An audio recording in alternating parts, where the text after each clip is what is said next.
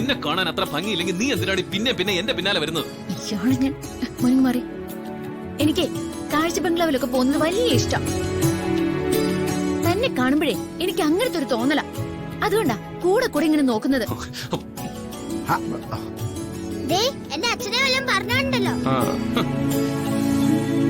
നിന്റെ അച്ഛൻ എന്റെ അമ്മയെ പറഞ്ഞിട്ടില്ലേ?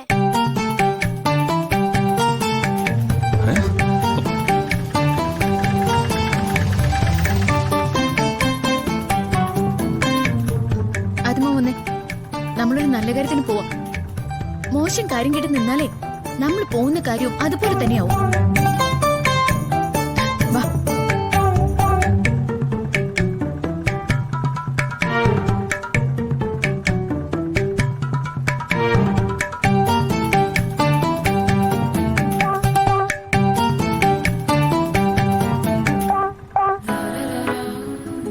എന്താ ഇത്ര വൈകിയേ? വിളിച്ചാൽ എന്താ ഫോൺ എടുക്കാത്തെ? സോറി മാഡം, ടയർ ഒന്ന് പഞ്ചറായി പോയി. ആ വിട്.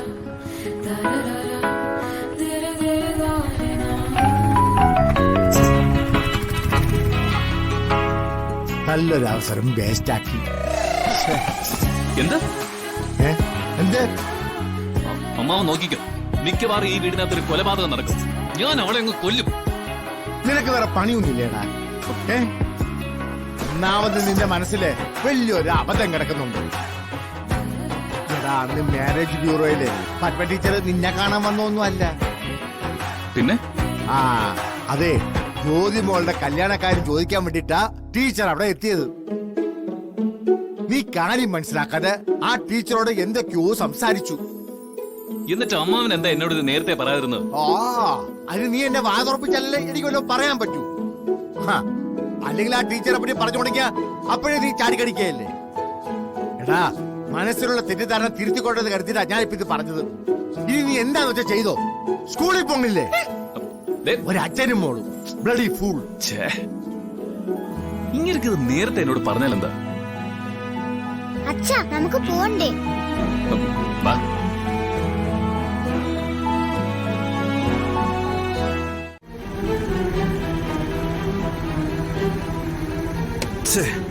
മിസ്സായല്ലോ. അത് നിത്യ തന്നെ ആണോടാ? നിനക്ക് ഉറപ്പുണ്ടോ? അതെ അച്ഛാ, ഉറപ്പാണ്.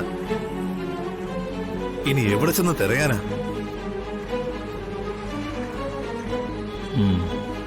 നമ്മുടെ കണക്കുകൂട്ടലുകൾ തെറ്റിയതാ.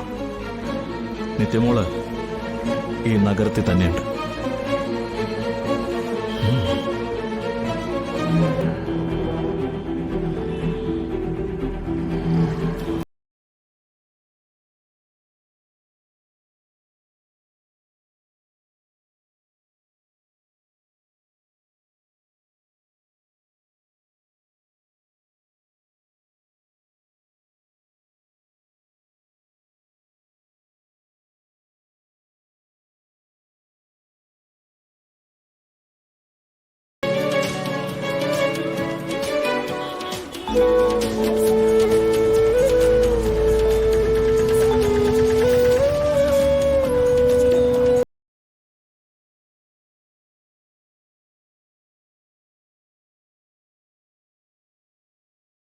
വേദി നമ്പർ 1-ൽ ഭരതനാട്യം ഉടൻ തന്നെ ആരംഭിക്കും. ഇനിയും ചെസ് നമ്പർ ലഭിക്കാത്തവർ നിങ്ങളുടെ ക്ലാസ് ടീച്ചേഴ്സുമായി ബന്ധപ്പെടുക. Good morning. Good morning ma'am. Padma teacher എന്താ ലേറ്റ് ആയത്? പ്രോഗ്രാമിന്റെ ചാർജ് ടീച്ചർക്കല്ലേ? എന്നിട്ട് എന്ത് പറ്റി? സോറി മാം, വണ്ടി വരാൻ കുറച്ച് ലേറ്റ് ആയി. ഞാനെല്ലാം സൗമ്യ ടീച്ചറെ ഏൽപ്പിച്ചിട്ടുണ്ട്. കാര്യങ്ങളെല്ലാം ഓക്കെയാ. ഓ ശരി. ഞാൻ ആദ്യമോനൊന്ന് ഒരുക്കിയിട്ട് പെട്ടെന്ന് അങ്ങോട്ട് വരാം. ശരി. ആദ്യക്ക് ഏതാ കോമ്പറ്റീഷൻ? Fancy dress. എങ്കിലായിക്കോട്ടെ, ചെല്ലും. എല്ലാവരുടെയും ശ്രദ്ധയ്ക്ക് കലാപരിപാടികൾ അച്ഛാ, ആരംഭിക്കുന്നു. അച്ഛനെന്നെ ഒരുക്കാനൊക്കെ അറിയോ? ഹാളിലേക്ക് കടന്നിരിക്കുക. എനിക്ക് വലിയ പിടിയൊന്നുമില്ല. വേദി നമ്പർ പിന്നെ 1-ൽ ഇങ്ങനെയൊക്കെയല്ലേ ചെയ്ത് പഠിക്കുന്നത്. ഉടൻ തന്നെ പഠിക്കാനോ? ആരംഭിക്കും. ഇനിയും ചെസ് നമ്പർ ലഭിക്കാത്തവർ നിങ്ങളുടെ ക്ലാസ് സത്യം പറ. ടീച്ചേഴ്സുമായി ബന്ധപ്പെടുക. അച്ഛന് മേക്കപ്പ് ചെയ്യാൻ ഒട്ടും അറിയില്ലേ?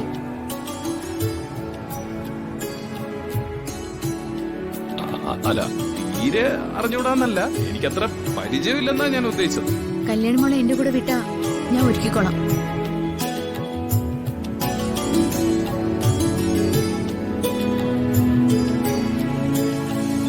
നിങ്ങൾക്കിതൊന്നും പരിചയമില്ലെന്ന് പറഞ്ഞുകൊണ്ടാട്ടോ.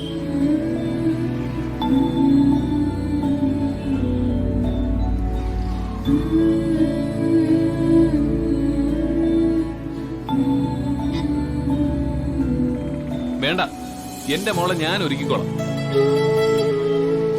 ആ എങ്കി ആയിക്കോട്ടെ, വാ മോനെ. പത്മ ടീച്ചർ ആദ്യം നന്നായി ഒരുക്കും. പെട്ടെന്ന് വേദി നമ്പർ 1 റിപ്പോർട്ട് ചെയ്യുക. അതെ, ഈ മേക്കപ്പിലൊന്നും അല്ല കാര്യം, പെർഫോമൻസിലാണ്. സ്റ്റേജിലെത്തി ഓഡിയൻസിനെ കാണുമ്പോൾ കോൺഫിഡൻസോട് കൂടി നമ്മൾ പ്രസന്റ് ചെയ്യണം.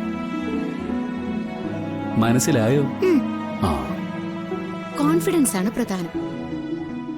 വേഷം എത്ര നന്നായാലും ഇട്ടിരിക്കുന്ന വേഷം അത് തന്നെയാണെന്ന് തോന്നിപ്പിക്കണം. മനസ്സിലായോ? ഏയ്, നീ നിൽക്കുന്നവരുടെ വേഷം ഒന്നും കണ്ട് പേടിക്കണ്ട. അങ്ങനെ കുറെ പേരുണ്ടാവും. ഗ്രീൻ റൂമിൽ നമ്മളെ ഞെട്ടിക്കുന്ന കുറെ പേരുണ്ടാവും. പക്ഷെ സ്റ്റേജില് നേരെ മറിച്ചായിരിക്കും. റിസൾട്ടിനെ കുറിച്ച് ചിന്തിച്ചാല് നമ്മൾ ടെൻഷനാവും. അപ്പൊ എന്താ വേണ്ടേ? നമ്മൾ സിൻസിയർ ആയിട്ട് നമ്മുടെ പാട്ട് ചെയ്യുന്നു, അത്രേ ഉള്ളൂ. മനസ്സിലായോ മോന്?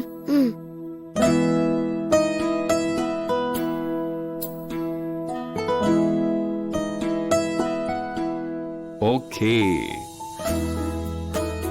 അച്ഛനെ കൊണ്ടാവുന്ന വിധമൊക്കെ അച്ഛൻ മോളെ മേക്കപ്പ് ചെയ്തിട്ടുണ്ട്. സുന്ദരിയായിട്ടുണ്ട്.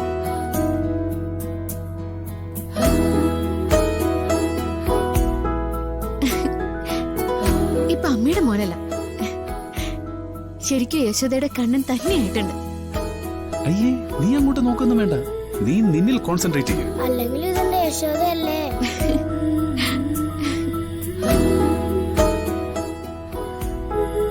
സുന്ദരിയായിട്ടുണ്ട് കേട്ടോ.